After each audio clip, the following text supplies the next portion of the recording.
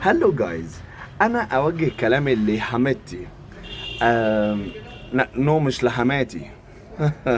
لحماتي، اللي هو بتاع الجيش الدعم العبيط اللي في السودان. Don't play with the Egyptian army. يعني ما تلعبش مع الجيش المصري. نو.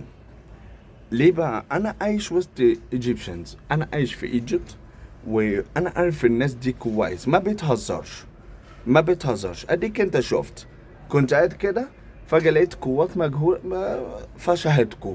انما مش احنا، بس دي مجهولة. تخيل بقى دي لو مش مجهولة. فتكر في التعامل معانا، انا عايش وسطهم، انا بهزرك. يعني ايه؟ نفضل نقول خلاص يا جماعة اهدوا شوية، خلاص يا جماعة معلش، لكن تيجي عليا هفشحك. انت يلا شوية براس بتمشي على الارض، بورس صغير كده، برسي كده ماشي مش عارف يعمل ايه.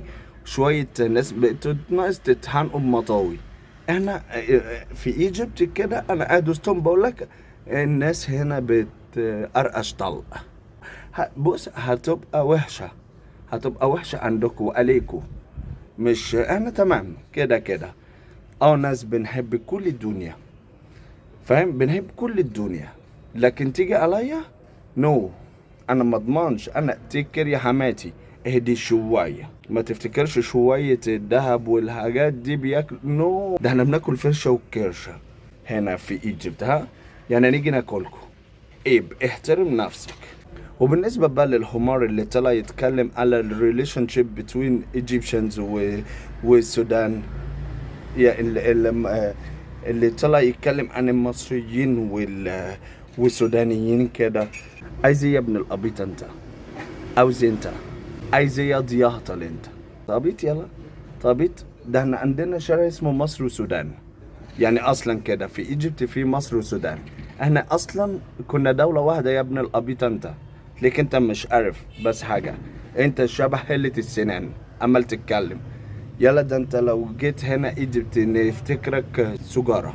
انت هبل يلا، هبل قبيط بتقول اي كلام. ادخل جوه، اقعد في البلكونة كده عشان يجي صاروخ يقوم مفرتك اللي جابتك. تيك كير. Egyptians انه ما بيهزروش. لو سمحت، احنا بنحب السودان.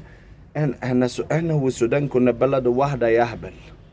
كنا بلد واحدة. انت دلوقتي جاي تقول المشاكل بتاع امك عليك في حالك. انت من السوداني اصلا. انت تلاقيك من عند احمد. شفت يا احمد؟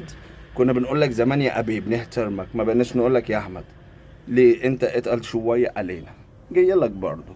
لو سمحت، قوات الدعم السريع، الدعم البطيء الابيض، ما تهدوش القبض علينا.